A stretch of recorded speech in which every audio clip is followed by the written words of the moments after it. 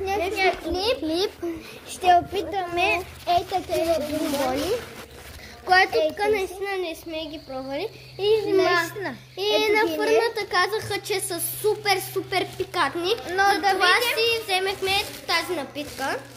Шуепс. Дай първо да я опитам, да я пробваме. Дай. Да, по-добре първо да я опитаме. Ето хора, отворихме и напитката да видим как мирише. Мирише на ябълка. Не. Първо да опитаме тези. И той иска да се снима.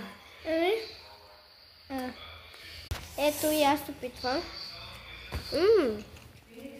Ето и аз ще песва. Моята оценка е 9 от 10. Твоята оценка на бомбоните? 9 от 10.